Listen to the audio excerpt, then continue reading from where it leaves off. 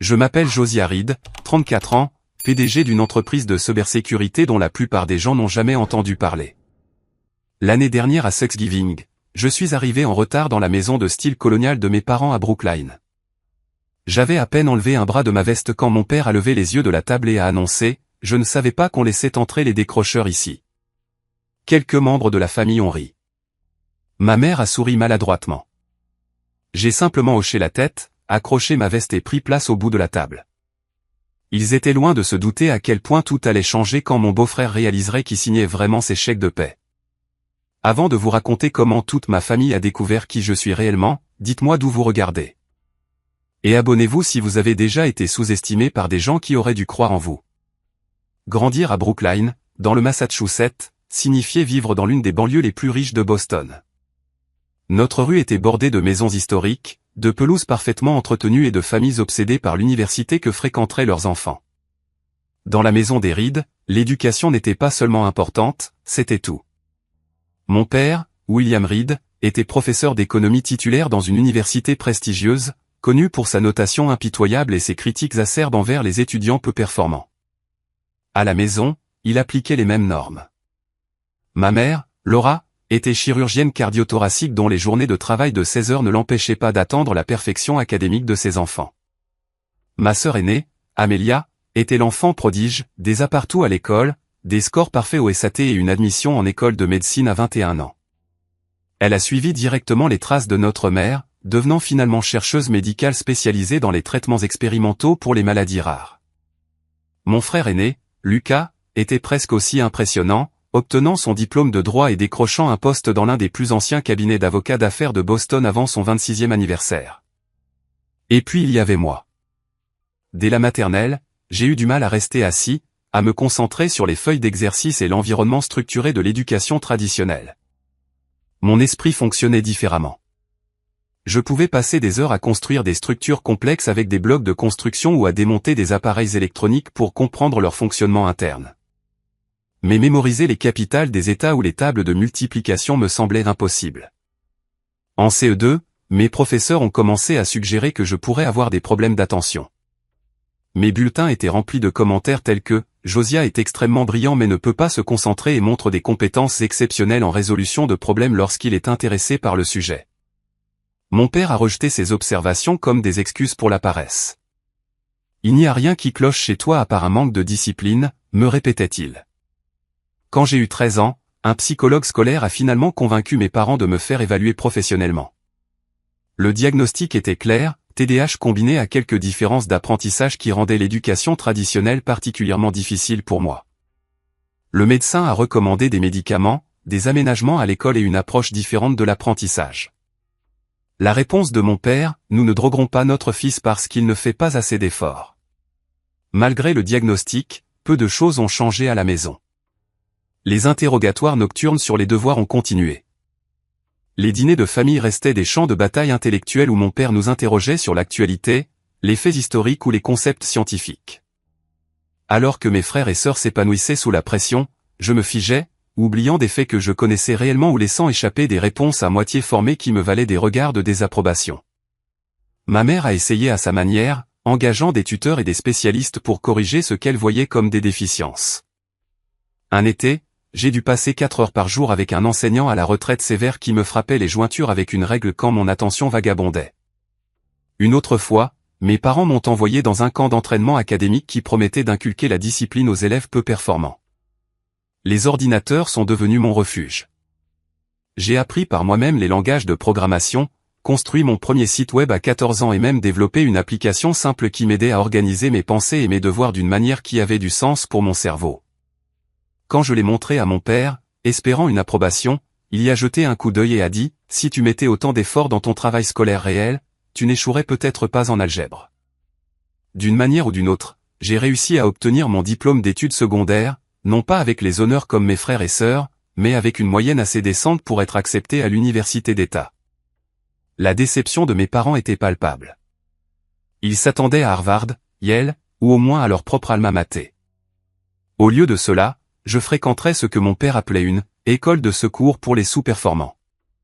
L'université a commencé de manière assez prometteuse. La liberté de la vie universitaire me convenait mieux que la structure rigide du lycée. J'ai trouvé quelques amis partageant les mêmes idées dans le département d'informatique. Pour la première fois, j'ai rencontré des gens qui pensaient comme moi, qui voyaient le monde comme des systèmes et des solutions plutôt que comme des faits mémorisés et des informations régurgitées. Mais les exigences de base littérature, histoire, économie obligatoire sur l'insistance de mon père ressemblaient toujours à une marche pénible dans des sables mouvants. Mes notes dans ces cours ont chuté malgré des heures passées à la bibliothèque.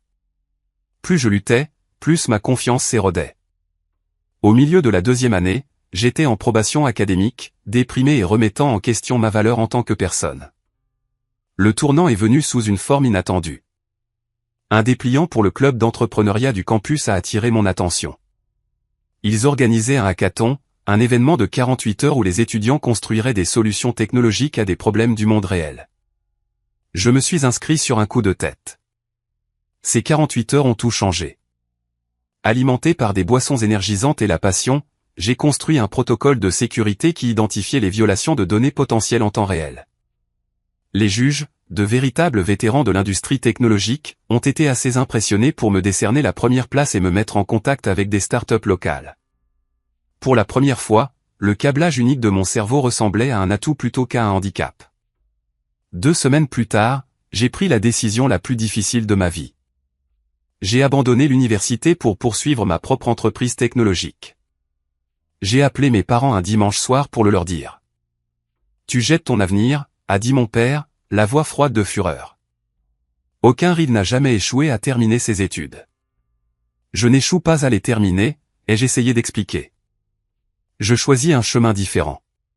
Il n'y a pas de chemin différent, a-t-il crié. Il y a le succès ou l'échec, et tu choisis l'échec. Ma mère a pris le téléphone, des larmes dans la voix. Josia, s'il te plaît, reconsidère. Nous voulons seulement ce qu'il y a de mieux pour toi. Sans diplôme, quel genre de vie auras-tu? La conversation s'est terminée par un ultimatum, retourner à l'école ou ne plus me considérer comme faisant partie de la famille. Dans leur esprit, ils utilisaient l'amour dur pour m'empêcher de gâcher ma vie. En réalité, ils coupaient le lien déjà effiloché entre nous. Je ne suis pas retourné à l'école. Et comme promis, j'ai été essentiellement déshérité. Pas de soutien financier, pas d'appel téléphonique, pas de visite. La seule reconnaissance de mon existence venait sous la forme d'invitations obligatoires aux grandes fêtes, que je déclinais initialement et auxquelles j'assistais brièvement les années suivantes par sens du devoir plutôt que par lien affectif. La première année après mon abandon a été brutale.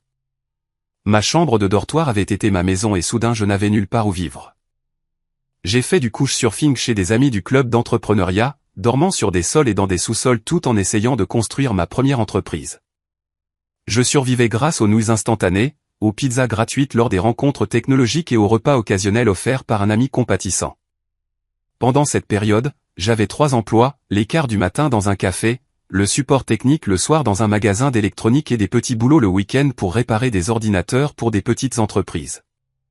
Entre les quarts, je codais sans relâche, développant le protocole de sécurité que j'avais commencé au hackathon en quelque chose de plus robuste.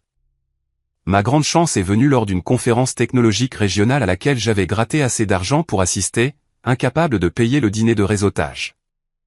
J'étais assis seul dans le hall du lieu, codant sur mon ordinateur portable quand un monsieur plus âgé s'est assis à côté de moi. « C'est une approche intéressante du cryptage », a-t-il commenté en jetant un coup d'œil à mon écran. Son nom était Garrett Thompson, un ancien spécialiste de la sécurité pour une grande entreprise technologique qui investissait maintenant dans des startups prometteuses.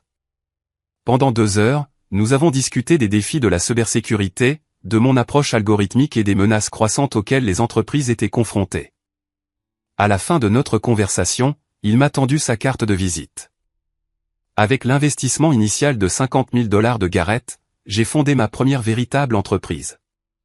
Nous l'avons appelée SecureNode, en nous concentrant sur l'identification des vulnérabilités dans les réseaux d'entreprises. Le modèle économique était solide, mais mon inexpérience s'est manifestée. J'ai embauché des amis plutôt que des professionnels, mal géré nos fonds limités et échoué à commercialiser correctement nos services. 18 mois plus tard, nous étions en faillite. La plupart des gens considéreraient cela comme un échec. Je l'ai vu comme une éducation coûteuse, plus précieuse que n'importe quel cours universitaire. J'ai analysé chaque erreur, appris de chaque faux pas et j'ai immédiatement commencé à planifier ma prochaine entreprise. Gareth, malgré la perte de son investissement, a vu mon potentiel et est resté un mentor. Thomas Edison a échoué des milliers de fois avant d'inventer l'ampoule, m'a-t-il rappelé. Tu as échoué exactement une fois. Tu es en avance sur le programme. Pendant les 2 années suivantes, j'ai travaillé jour et nuit. Le jour, je faisais du conseil pour de petites entreprises technologiques pour payer le loyer de mon minuscule studio. Les nuits étaient consacrées au développement d'une approche révolutionnaire de la cybersécurité, un algorithme capable de prédire les vecteurs d'attaque avant que les brèches ne se produisent plutôt que de simplement y répondre. La percée est survenue lors d'un marathon de codage de 36 heures alimenté par rien d'autre que de la détermination et des boissons énergisantes. J'ai créé un système d'auto-apprentissage qui analysait des modèles à travers des points de données apparemment sans rapport pour identifier les menaces de sécurité potentielles. L'approche était fondamentalement différente de tout ce qui existait sur le marché. Avec mon prototype terminé, Gareth a aidé à organiser des réunions avec des investisseurs potentiels. Les 5 premiers m'ont rejeté d'emblée, mal à l'aise avec mon manque de diplôme. « Revenez quand vous aurez terminé votre diplôme », m'a dit l'un d'eux avec dédain. La 6e réunion a tout changé. L'investisseuse en capital risque, une entrepreneur technologique autodidacte nommée Véronica Chambers, ne se souciait pas de mon parcours éducatif. Elle se souciait des résultats. Après une évaluation technique rigoureuse de mon algorithme, elle a offert 2 millions de dollars de financement et Quantum Shield Technology est née. Nous avons commencé petit, juste moi et 3 employés dans un espace d'entrepôt converti. Notre premier client était une chaîne de vente au détail de taille moyenne qui avait récemment subi une violation de données dévastatrice. Notre système a identifié 16 vulnérabilités potentielles que leur sécurité existante avait manqué. Lorsque nous avons empêché une attaque majeure 3 mois plus tard, la nouvelle a commencé à se répandre. En 2 ans, nous étions passés à 30 employés et avions déménagé dans un vrai bureau dans une tour de verre et d'acier. La 3e année, nous avions 100 employés et des clients sur 3 continents. La 4e année a apporté l'acquisition de 2 petites entreprises de sécurité et l'expansion dans l'évaluation des menaces pilotées par l'intelligence artificielle. Quelque part en cours de route, nous avons ouvert un bureau dans la même ville où ma sœur Amélia s'était installée avec son nouveau mari. Je n'avais pas prévu cela. C'était simplement là où les talents étaient disponibles et les coûts d'exploitation raisonnables. Je n'avais aucune idée que son mari Nathan travaillait pour une société de services financiers jusqu'à bien plus tard, lorsque nous avons acquis leur fournisseur de technologie et qu'il est devenu techniquement mon employé. Tout au long de cette croissance, j'ai maintenu un profil public délibérément bas. Dans une industrie obsédée par les PDG célèbres et les personnalités tape à accent grave l'œil, j'ai choisi la confidentialité. Notre site web me listait simplement comme J.R. Reid, fondateur et PDG. Nous n'avons publié aucune photographie. J'ai refusé les engagements de prise de parole et les profils de magazines. Ce n'était pas seulement pour éviter l'attention de la famille. Je croyais sincèrement que notre travail devait parler de lui-même. Au moment de ce dîner de Thanksgiving fatidique, Quantum Shield Technology employait plus de 500 personnes dans le monde et était évalué à environ 200 millions de dollars. Nous avions des bureaux dans cette ville, des clients allant des petites entreprises aux sociétés du Fortune 500, et une réputation d'excellence dans le monde de la cybersécurité. Mes finances personnelles s'étaient transformées de manière similaire. Le gamin qui ne pouvait autrefois pas se payer un dîner de réseautage possédait maintenant un Penthouse avec vue sur la ville, avait des investissements valant des dizaines de millions et pouvait acheter à peu près tout ce que je voulais. Pourtant, mon mode de vie restait relativement modeste. Je conduisais une voiture électrique pratique plutôt qu'un modèle sportif tape à accent grave l'œil. Ma garde-robe se composait de basiques confortables et de qualité plutôt que de marques de créateurs. Je vivais bien, mais tranquillement, trouvant plus de satisfaction à construire quelque chose de significatif qu'à afficher ma richesse. Pendant ces années de croissance et de succès, ma famille est restée distante. Des cartes de vœux étaient échangées, mais peu d'autres choses. Ils ne posaient jamais de questions sur ma carrière au-delà de vagues demandes pour savoir si je faisais toujours des trucs informatiques. Je n'ai jamais donné d'informations spontanées sur mon succès, en partie par fierté et en partie à cause de l'espoir persistant qu'un jour ils pourraient m'apprécier pour qui j'étais plutôt que pour ce que j'avais accompli. Cet espoir, enfoui mais jamais éteint, est ce qui m'a conduit à accepter l'invitation de ma mère pour Thanksgiving après des années d'apparitions brèves et maladroites ou d'absence pure et simple. L'appel de ma mère est arrivé un mardi matin début novembre. J'étais en train d'examiner des documents d'acquisition pour une start-up prometteuse lorsque mon assistante a mentionné que ma mère était en ligne. J'ai failli refuser l'appel. Nos conversations étaient généralement brèves et superficielles, mais quelque chose m'a fait décrocher. Josiah, a dit ma mère, sa voix portant son mélange habituel de formalité et de retenue. J'appelle pour Thanksgiving. Je me suis préparé à l'invitation standard que je déclinais habituellement ou que j'acceptais seulement pour faire une brève apparition. Nous aimerions que tu viennes cette année, a-t-elle continué. Toute la famille sera là. Amelia amène son nouveau mari. Je ne pense pas que tu l'aies encore rencontré. Nathan travaille dans la finance. Très performant. L'accent subtil sur « performant » ne m'a pas échappé. Un rappel de ce que je n'étais soi-disant pas. Je vais vérifier mon calendrier, ai-je dit sans m'engager. Cela signifierait beaucoup pour ton père et moi, a-t-elle ajouté. Une rare pointe d'émotion authentique dans sa voix. Après avoir raccroché, je me suis assis à mon bureau, retournant l'invitation dans mon esprit. Une partie de moi voulait décliner comme d'habitude pour me protéger du jugement et de la comparaison inévitable.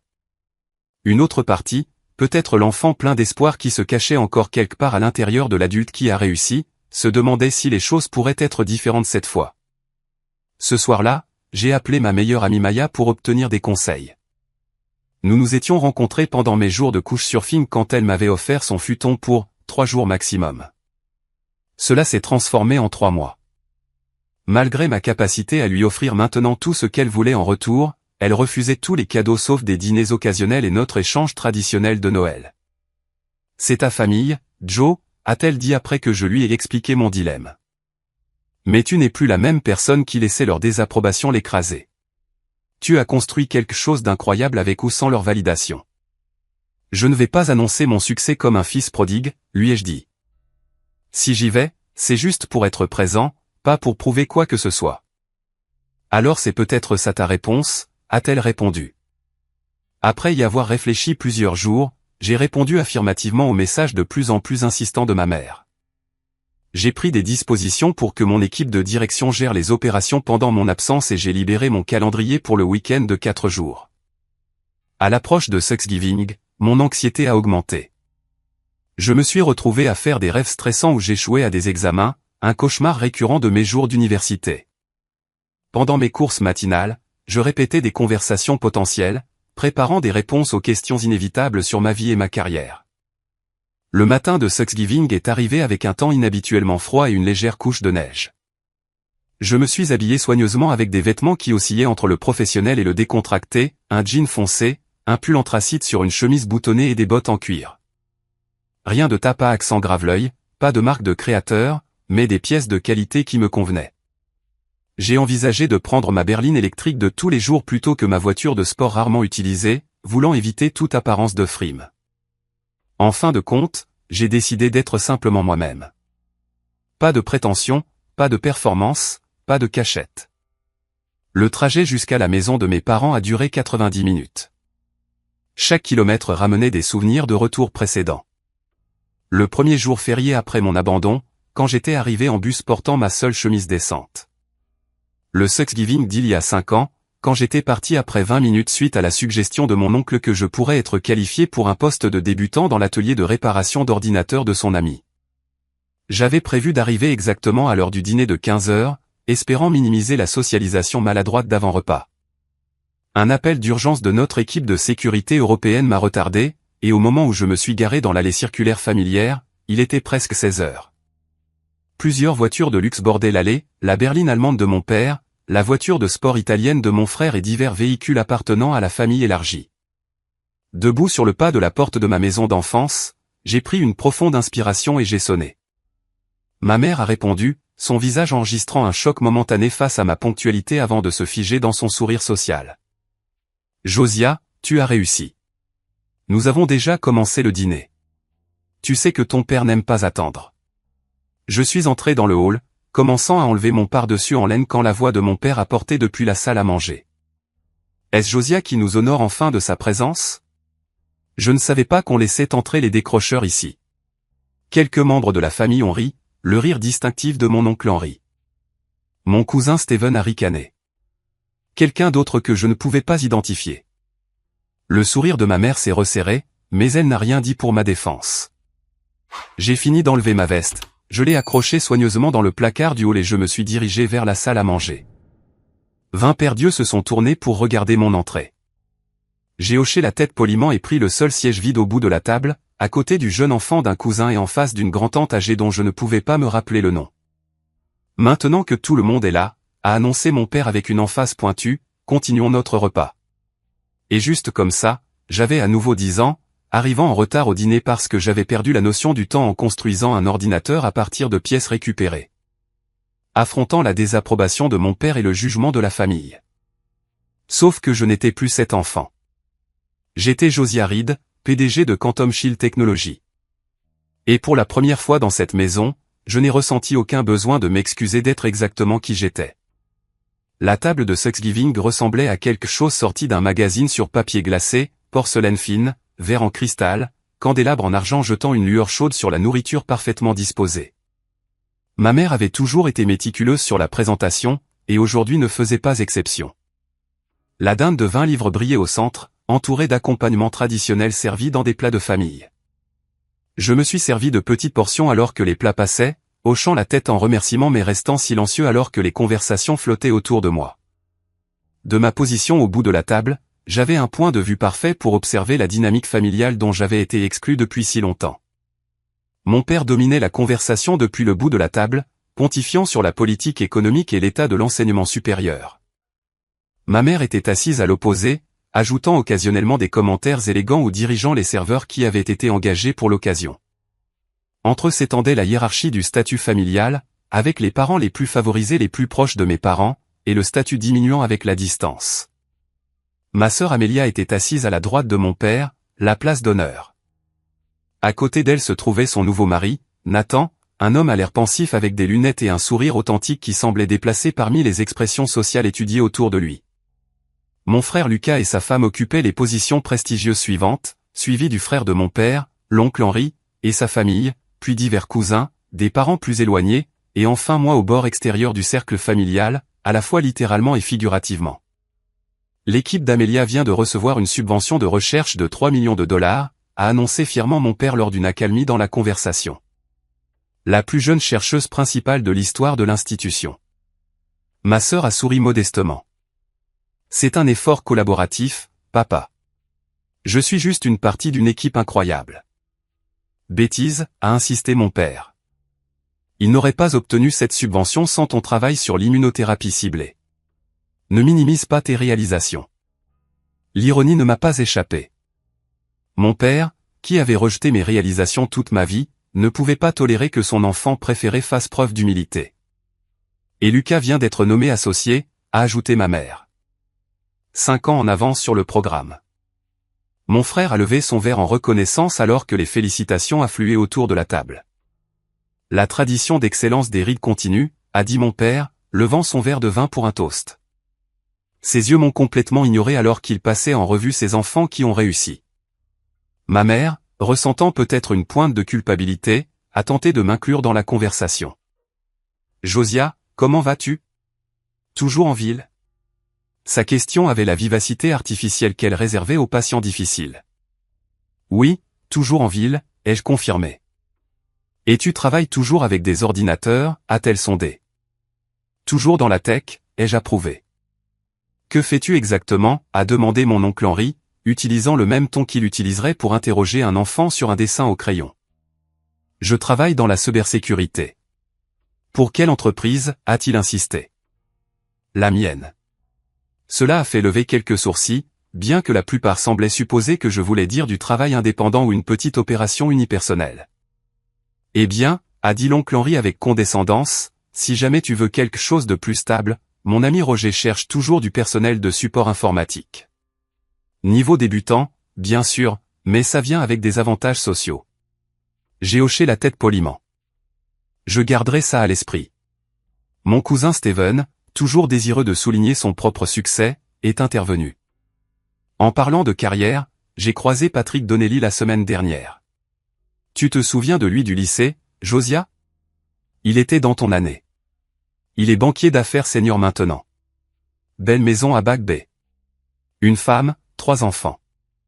Certaines personnes maximisent vraiment leur potentiel. L'implication que j'avais échoué à le faire planait dans l'air. Mon frère Lucas a offert ce qu'il pensait probablement être un commentaire de soutien. Tu sais, Josiah, tu as l'air bien en fait. J'étais inquiet avec tes choix non conventionnels que tu pourrais avoir du mal. Content de voir que tu t'en sors. Merci, ai-je dit simplement, prenant une autre bouchée de dinde pour éviter tout commentaire supplémentaire. La conversation est heureusement passée à d'autres sujets. Politique, prix de l'immobilier, les récentes vacances européennes de quelqu'un. J'ai mangé tranquillement, répondant aux questions directes avec des réponses minimales, mais me contentant par ailleurs d'observer. L'enfant à côté de moi était en fait une meilleure compagnie que la plupart des adultes, me montrant son dessin d'une dinde au plus marc-en-ciel. Ce n'est qu'au dessert, les fameuses tartes à la citrouille et aux noix de pécan de ma mère servies avec de la crème fouettée fraîche, que Nathan, le mari de ma sœur, s'est adressé directement à moi. Il s'était déplacé à mon bout de table, prenant un siège vide en face de moi. Amélia a mentionné que tu travailles dans la sécurité technologique, a-t-il dit, son intérêt semblant sincère plutôt que poliment performatif. C'est en fait adjacent à mon domaine. Je suis dans la fintech. Les défis de sécurité tiennent notre équipe éveillée la nuit. Pour la première fois ce soir-là, je me suis retrouvé dans une conversation valant la peine d'être tenue. Nathan a posé des questions intelligentes sur les menaces de sécurité actuelles, a partagé certains des défis auxquels son entreprise était confrontée et a réellement écouté mes réponses. La plus grande vulnérabilité dans la plupart des systèmes n'est pas la technologie, ai-je expliqué, maniement sur le sujet. C'est le comportement humain. Vous pouvez avoir les protocoles de sécurité les plus sophistiqués au monde, mais si quelqu'un partage son mot de passe ou clique sur un lien suspect, ces protections ne signifient rien. Nathan a hoché la tête avec enthousiasme. Exactement. Nous venons de mettre en place un nouveau système de sécurité qui est censé être à la pointe, mais amener les gens à suivre une hygiène de sécurité de base est la vraie bataille. Quel système avez-vous mis en place, ai-je demandé, sincèrement curieux. C'est d'une entreprise appelée Quantum Shield, a-t-il répondu. Ça a complètement transformé notre approche. Le système s'adapte en fait au modèle de comportement des utilisateurs pour identifier les anomalies. Une conception brillante. J'ai gardé mon expression neutre malgré la montée de fierté. Ça semble innovant. Ça l'est. Notre équipe technique dit que c'est révolutionnaire. Le PDG de l'entreprise est une sorte d'homme mystère, cependant. Brillant mais privé. Se fait appeler JR. Fait rarement des apparitions publiques. A complètement transformé notre société mère après l'acquisition. Certains de mes collègues étaient sceptiques à l'idée de rendre compte à une nouvelle équipe de direction, mais ce gars a apparemment une vision incroyable pour l'industrie.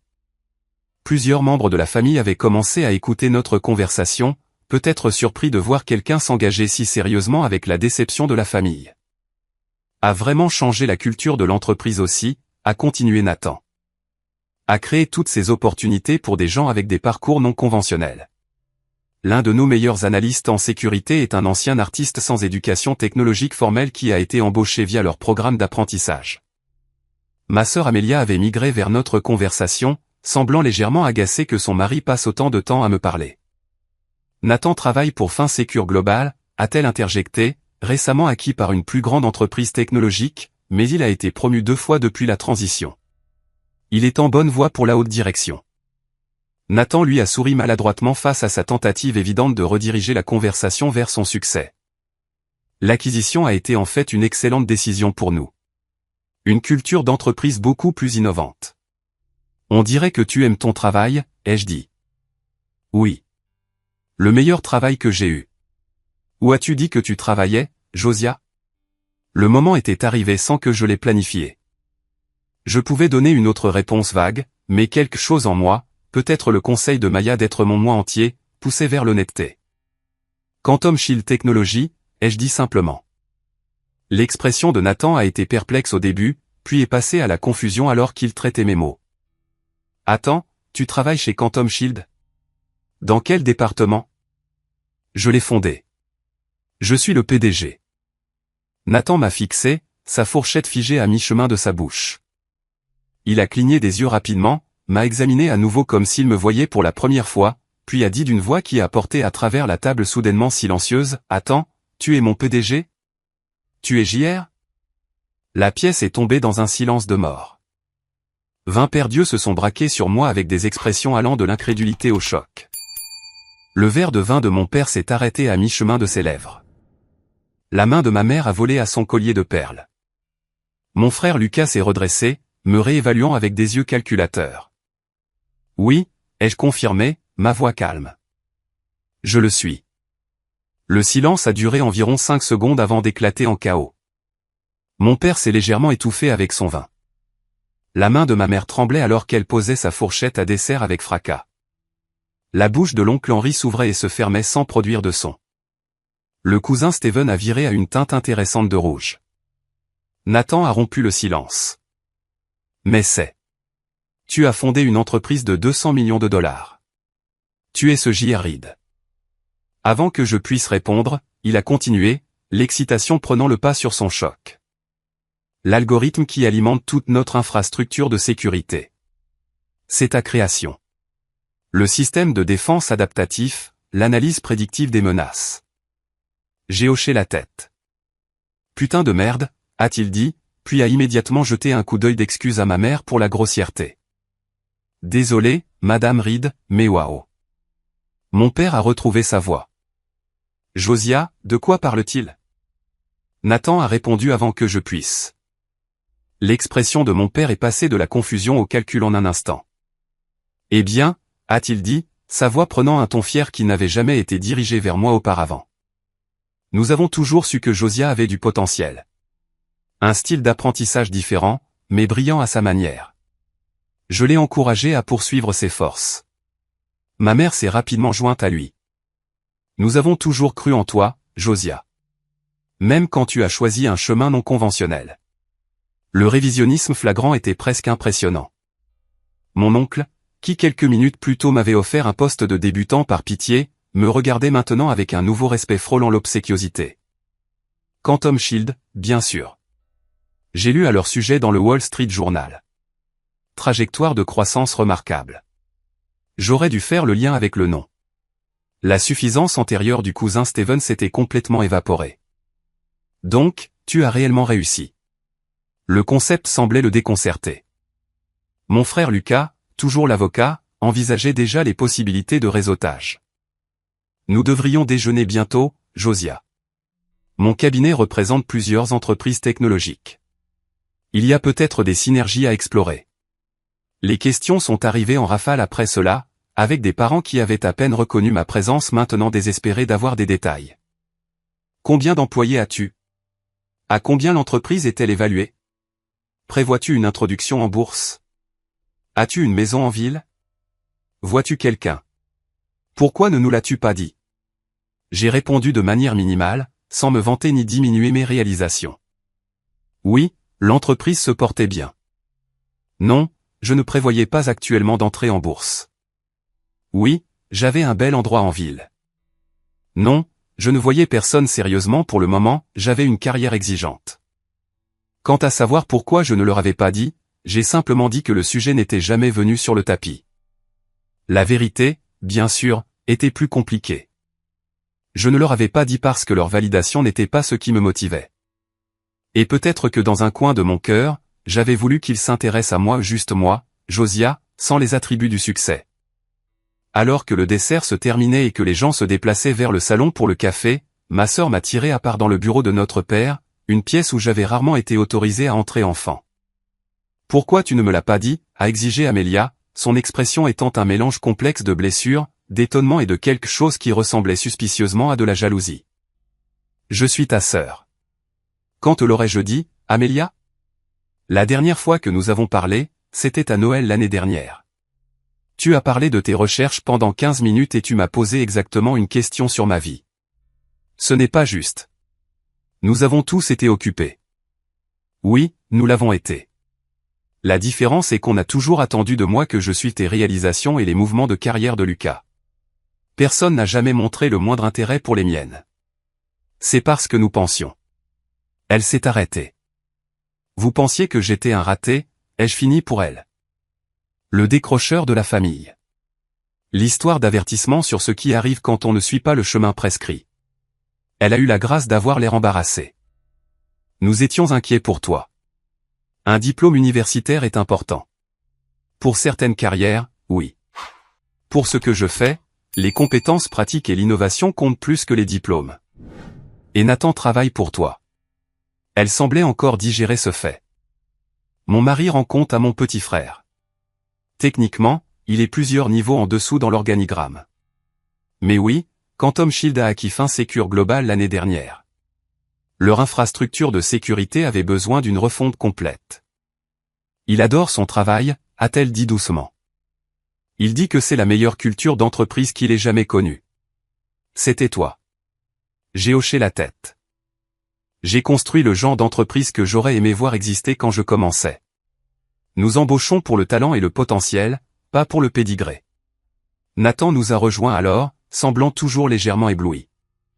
Je n'arrive pas à croire que j'ai raconté à mon beau-frère à quel point mon PDG est incroyable sans réaliser que c'est la même personne. Malgré tout, je me suis surpris à sourire. L'enthousiasme de Nathan était sincère, non souillé par la dynamique familiale compliquée qui tourbillonnait autour de nous. Tu as fait un excellent travail en mettant en œuvre les protocoles de sécurité, lui ai-je dit. Le taux d'adaptation de ton équipe est parmi les plus élevés de l'entreprise. Il a rayonné face aux éloges. Merci. Ça signifie beaucoup venant de toi. J'ai tellement de questions sur l'architecture sous-jacente quand tu auras le temps. Alors que Nathan se lançait dans une question technique, mon père est apparu dans l'embrasure de la porte. Son expression était difficile à lire. Un mélange de la figure d'autorité que j'avais grandi en craignant et de quelque chose de nouveau, l'incertitude. Josiah. Un mot, s'il te plaît. Nathan et Amelia se sont excusés, me laissant seul avec mon père dans son bureau. Il a fermé la porte et a pris place derrière son bureau massif, la même position d'où il avait prononcé d'innombrables sermons sur mes insuffisances tout au long de mon enfance. Pourquoi ne nous as-tu pas parlé de ton entreprise, a-t-il demandé, son ton suggérant que je l'avais délibérément trompé. Est-ce que ça aurait compté, ai-je répliqué. Est-ce que ça aurait changé la façon dont tu me vois ou juste ce que tu penses que je vaux? Ses sourcils se sont froncés. C'est injuste. Nous avons toujours voulu le succès pour toi. Non, les jeux corrigés. Tu voulais un type spécifique de succès, celui qui vient avec des diplômes d'université prestigieuses et des parcours de carrière traditionnels. Le genre que Lucas et Amelia ont obtenu. Nous voulions que tu aies une base solide. La structure et l'éducation sont importantes. Pour certaines personnes. Pas pour tout le monde. Pas pour moi. Il est resté silencieux un moment, les doigts joints en clocher dans le geste dont je me souvenais des discussions d'enfance sur mes lacunes académiques. Clairement, tu t'en es bien sorti, a-t-il finalement concédé. Je suppose que je devrais te féliciter. Les mots auraient dû ressembler à une victoire. Au lieu de cela, ils m'ont laissé vide. Ce n'était pas vraiment à propos de mon succès. C'était à propos de l'incapacité de mon père à voir au-delà de sa définition étroite de la réussite. Je ne suis pas venu ici pour des félicitations, lui ai-je dit. Je suis venu parce que nous sommes une famille, et je pensais que cela pourrait encore signifier quelque chose au-delà de la mesure de nos accomplissements respectifs. Avant qu'il ne puisse répondre, ma mère est entrée sans frapper, un droit apparemment réservé à elle seule. Josiah, a-t-elle dit, des larmes brillant dans ses yeux. Je n'avais aucune idée. Tout ce temps nous pensions. Elle s'est arrêtée. Que je luttais, que je m'en sortais à peine. Une histoire d'avertissement sur l'importance de l'éducation. Elle a eu la grâce d'avoir l'air honteuse. Nous avions tort. Et je suis désolé que nous n'ayons pas vu ton potentiel. L'excuse semblait sincère, mais elle arrivait trop tard et pour de mauvaises raisons. Ils n'étaient pas désolés de m'avoir rejeté. Ils étaient désolés d'avoir manqué les signes de ma réussite financière. Je devrais y aller, ai-je dit en me levant. Réunion tôt demain. Mais tu viens d'arriver, a protesté ma mère. Il y a tant de choses à dire. Ton entreprise, ta vie. Mon entreprise existe depuis 7 ans, ai-je souligné. Ma vie s'est déroulée tout ce temps. La seule chose qui a changé aujourd'hui est votre perception de sa valeur. Mon père s'est levé aussi. Ne sois pas dramatique, Josiah. Nous essayons de nous connecter avec toi. Non, les jeux corrigés. Je suis sorti du bureau en passant par le salon où des parents tentaient de m'engager avec un nouvel intérêt, et j'ai récupéré mon manteau dans le placard du hall. Nathan m'a rattrapé à la porte. Tu pars? J'espérais qu'on pourrait parler plus. Lundi au bureau, lui ai-je dit. Apporte tes idées sur les protocoles de pare-feu que tu as mentionnés. Il semble prometteur. Il a souri. Ça marche, patron. En m'éloignant de ma maison d'enfance, des émotions complexes tourbillonnaient en moi. Il y avait une certaine satisfaction dans le choc sur leur visage, oui, mais plus nettement, je ressentais une profonde tristesse pour les années de connexion perdues à cause d'attentes rigides et d'une approbation conditionnelle. De retour dans mon appartement Penthouse, regardant les lumières de la ville, j'ai appelé Maya. Alors, a-t-elle demandé, comment c'était? Mouvementée, ai-je répondu, et j'ai commencé à tout lui raconter. Lundi matin est arrivé avec une nouvelle couche de neige et une boîte de réception pleine de messages de parents qui avaient soudainement découvert mon adresse email. Je les ai ignorés en prenant l'ascenseur jusqu'à notre siège social au 32e étage d'une tour du centre-ville. Le bureau était conçu pour refléter les valeurs de notre entreprise, des espaces collaboratifs ouverts équilibrés avec des zones privées pour le travail concentré, une technologie de pointe aux côtés de lieux de rassemblement confortables. La lumière naturelle affluait à travers les fenêtres du sol au plafond. L'espace ne ressemblait en rien aux environnements d'entreprise traditionnels que mon père admirait avec leur hiérarchie rigide et leurs portes fermées. Lisa, mon assistante exécutive depuis 4 ans, m'a accueilli avec son efficacité habituelle et un sourire complice. Week-end intéressant, a-t-elle demandé en me remettant mon emploi du temps pour la journée. Qu'est-ce qui te fait dire ça? Tu as reçu 17 demandes LinkedIn de personnes portant ton nom de famille depuis vendredi. Et Nathan Cooper de Fin Sécure a appelé toutes les demi-heures ce matin. Les nouvelles voyageaient vite. Commençons par Nathan. Fais-le monter quand il arrive. Alors que je m'installais dans mon bureau, je pouvais sentir les regards curieux du personnel. En milieu de matinée, il est devenu clair que l'histoire s'était répandue dans toute l'entreprise. Le mystérieux J.R. Reid avait été révélé comme étant le beau-frère d'un manager de niveau intermédiaire d'une entreprise acquise. À 11 heures, Nathan est arrivé pour notre réunion prévue, l'air légèrement nerveux mais excité. C'est bizarre, a-t-il demandé dès que la porte de mon bureau s'est fermée. Parce que ça semble un peu bizarre. J'ai dû sourire un peu. Mais professionnellement, rien ne change. Ton travail tient par ses propres mérites. Amelia panique, a-t-il admis. Elle a passé le week-end à te googler et à lire tous les articles sur Quantum Shield qu'elle a pu trouver. Elle n'en avait aucune idée. Peu de gens font le lien entre J.R. Reid, le PDG, et Josiah Reid, le décrocheur universitaire. Nathan a hoché la tête. Je comprends pourquoi tu as gardé un profil bas maintenant. Ça doit être étrange que tout le monde te voit soudainement différemment. C'est révélateur, ai-je reconnu. Les mêmes personnes qui m'ont rejeté veulent maintenant revendiquer un lien. Pour ce que ça vaut, a dit Nathan, je pense que ce que tu as construit ici est incroyable. Pas seulement la technologie, mais la culture. Mon équipe se sent valorisée pour ses contributions, pas pour ses diplômes. C'est rare. Nous avons passé l'heure suivante à discuter de ces idées pour améliorer les protocoles de sécurité côté client, une conversation productive qui m'a momentanément permis d'oublier les complications familiales. Cet après-midi-là, mon équipe de direction a demandé une réunion. 8 de mes cadres supérieurs sont entrés dans la salle de conférence, l'air incertain. Nous avons entendu des rumeurs, a commencé Marcus, mon directeur des opérations et le plus ancien cadre. À propos de ton beau-frère et d'une révélation à Thanksgiving. J'ai hoché la tête. Nathan Cooper est en effet mon beau-frère, bien que je ne l'ai su que récemment. Son identité ne change pas son poste ou ses responsabilités. Ce n'est pas à propos de Nathan, a clarifié Véronica, notre responsable des RH. C'est à propos de l'attention personnelle soudaine. Ta confidentialité a toujours été une pierre angulaire de notre culture d'entreprise. Nous sommes inquiets de la façon dont cela pourrait changer les choses. Leur inquiétude était valable. Mon anonymat délibéré avait façonné notre identité d'entreprise. Nous laissions notre travail parler de lui-même plutôt que de construire autour d'un PDG célèbre. Mon engagement envers nos valeurs d'entreprise n'a pas changé, les ai-je assurés. Ce lien personnel devenant connu ne modifie pas notre direction ou notre philosophie. Ils ont semblé soulagés, et nous sommes passés aux affaires courantes. Mais au fil de la semaine, les effets d'entraînement de Thanksgiving ont continué. Mercredi a apporté un visiteur inattendu à notre zone de réception. Mon père, vêtu d'un costume formel qui semblait déplacé parmi nos employés habillés de manière décontractée, était arrivé à l'improviste et insistait pour me voir. La sécurité a appelé, clairement confuse. Il y a un William Reed ici qui prétend être votre père. Il n'est pas sur la liste des visiteurs approuvés. J'ai envisagé de refuser la visite, mais j'ai décidé que cela ne ferait que reporter l'inévitable. Faites-le monter. Mon père avait l'air nettement mal à l'aise alors qu'on l'escortait à travers notre bureau ouvert.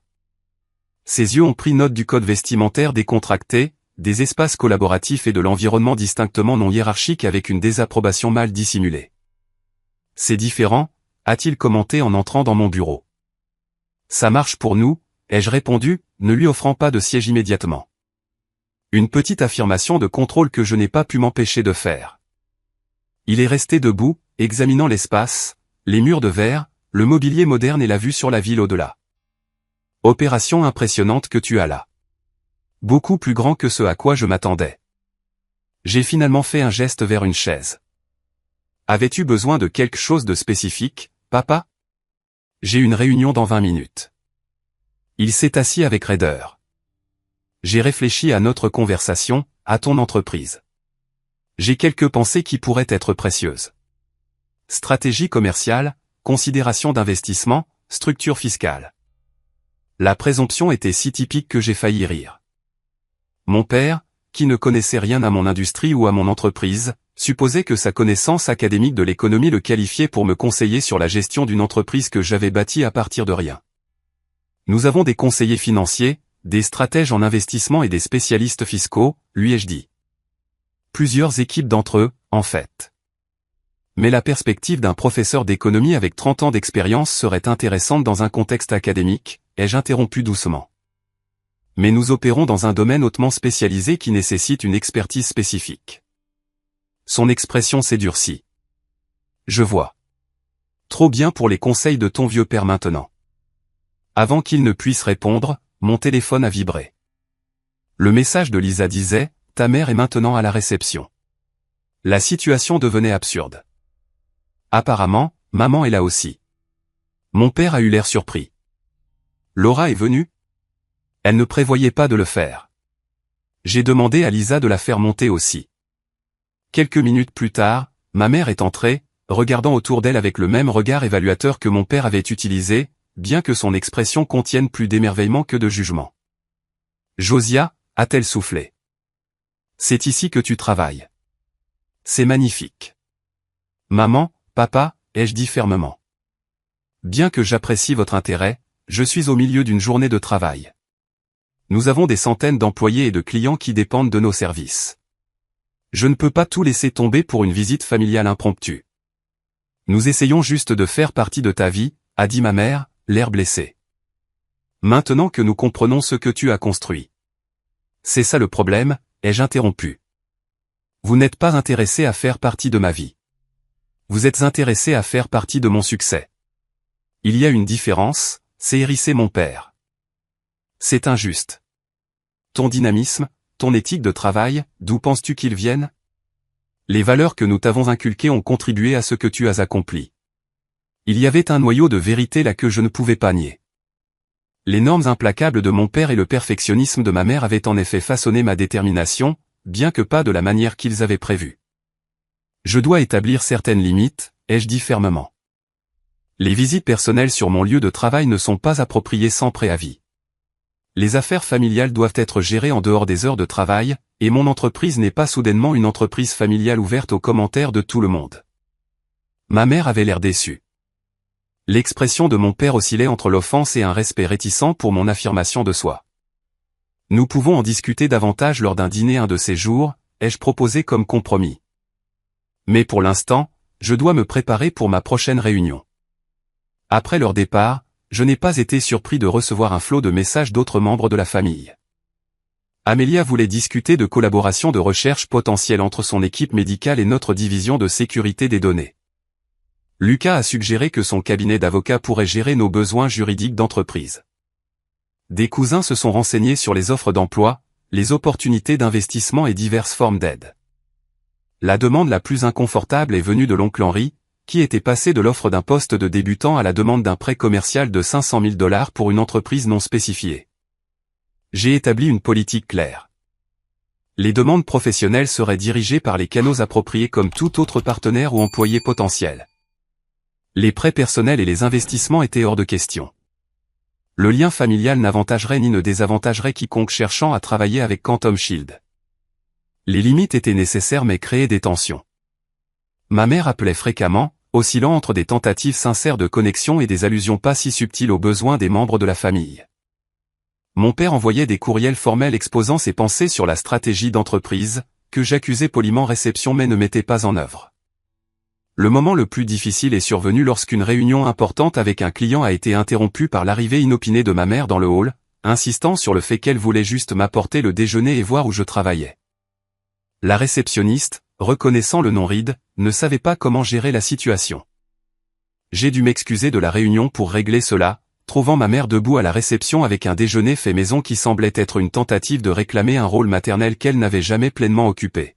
« Maman », ai-je dit doucement, la conduisant vers une zone privée. J'ai expliqué que j'avais besoin qu'elle respecte les limites de mon lieu de travail. « Tu n'entrerais pas dans une salle d'opération pendant une chirurgie pour apporter de la nourriture à un collègue. »« C'est différent », a-t-elle protesté. « Je suis ta mère et c'est mon entreprise. »« C'est mon entreprise. Des centaines de personnes dépendent du travail que nous faisons ici. J'ai besoin que tu comprennes cela. » La conversation a été difficile mais nécessaire. Progressivement, au cours des semaines suivantes, une nouvelle compréhension a commencé à se former. Ma famille a commencé à reconnaître que même si j'étais ouvert à la reconstruction de notre relation, cette relation devrait tenir compte de qui j'étais réellement, pas de qui ils avaient voulu que je sois, et non définie par ce que j'avais accompli. 6 mois après la révélation de Thanksgiving, j'étais assis dans un bureau confortable à Back Bay, en face du docteur Eleanor Winters, thérapeute familial. À ma gauche, était assis mon père. À ma droite, ma mère. C'était notre 4e séance ensemble, une condition que j'avais posée pour continuer à reconstruire notre relation. William, a dit doucement le docteur Winters. Pourriez-vous répéter ce que Josiah vient de partager avec vos propres mots, pour que je sache que vous l'avez entendu? Mon père a bougé inconfortablement. À 72 ans, il restait imposant, dos droit, expression sérieuse, tout à fait le professeur distingué. Mais ces séances avaient révélé une vulnérabilité sous l'extérieur autoritaire. Josiah a dit, a-t-il commencé avec hésitation, que mon accent sur la réussite traditionnelle lui faisait sentir que sa valeur était conditionnelle à la satisfaction d'attentes spécifiques. Que ma désapprobation passée de ces différences d'apprentissage ressemblait à un rejet de qui il est fondamentalement. Et comment vous sentez-vous en entendant cela, a incité la thérapeute. Les mains de mon père se sont serrées sur les accoudoirs. Défensif initialement. Nous voulions ce qu'il y avait de mieux pour lui. Mais il a fait une pause, l'aveu clairement difficile.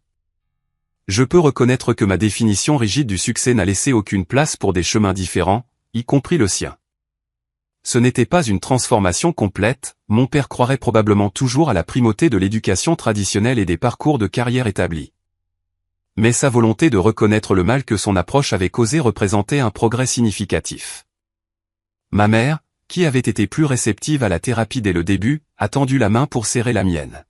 « J'aurais dû te défendre davantage », a-t-elle dit. Défendre tes différences au lieu d'essayer de les corriger. Ces séances étaient parfois douloureuses, mais finalement curatives.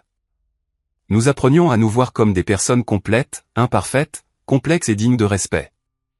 Malgré nos différences, en dehors de la thérapie, d'autres relations évoluaient aussi.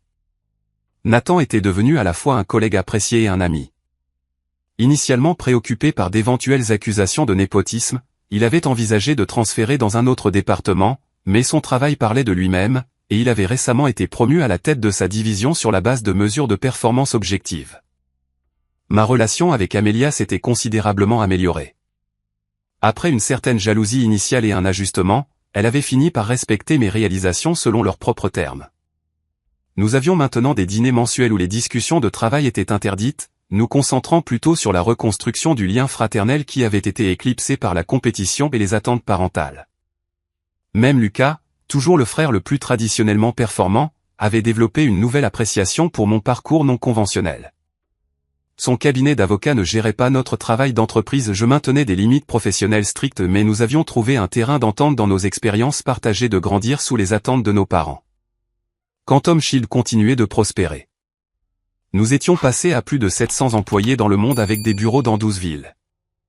Notre liste de clients comprenait des agences gouvernementales, des systèmes de santé, des institutions financières et des entreprises technologiques de toute taille. La valorisation avait plus que doublé, bien que nous soyons restés privés, ce qui nous permettait de maintenir nos valeurs fondamentales sans la pression des actionnaires. Mon initiative la plus significative, cependant, a été la Fondation Reed pour l'innovation neurodivergente, une organisation à but non lucratif qui fournissait des ressources, du mentorat et du financement aux entrepreneurs dont le cerveau fonctionnait différemment. Nous offrions des bourses pour les apprenants non conventionnels, soutenions des programmes d'éducation alternative et financions la recherche sur différents styles d'apprentissage.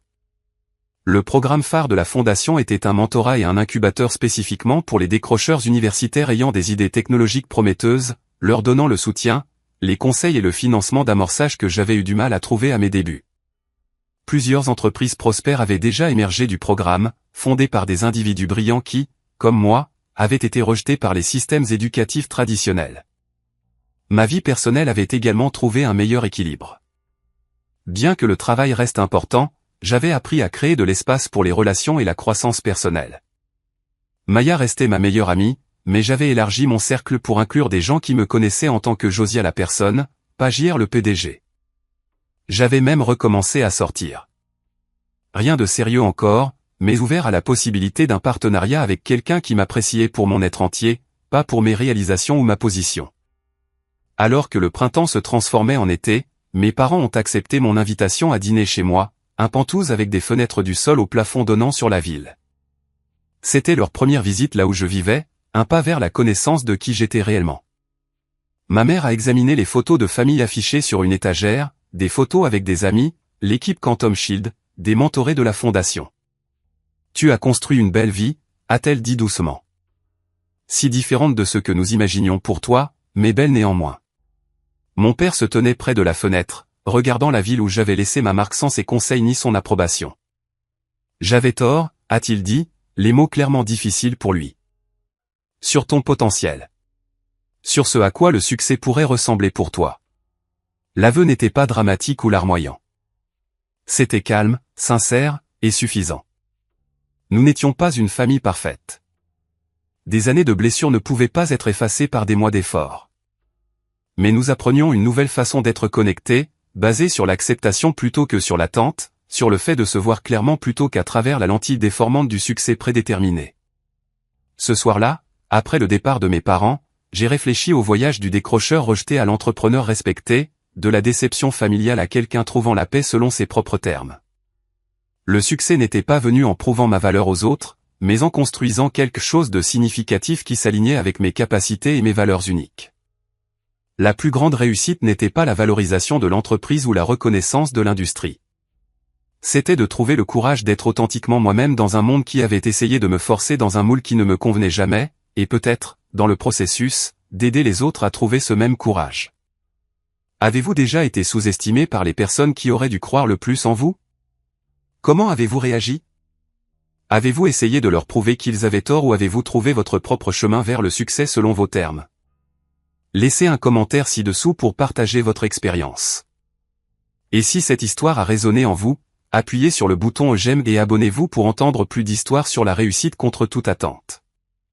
Rappelez-vous, la validation la plus puissante ne vient pas de l'approbation des autres, mais de la construction d'une vie qui honore votre moi authentique. Merci d'avoir écouté et puissiez-vous trouver le courage de suivre votre chemin unique, quelle que soit la forme qu'il prend.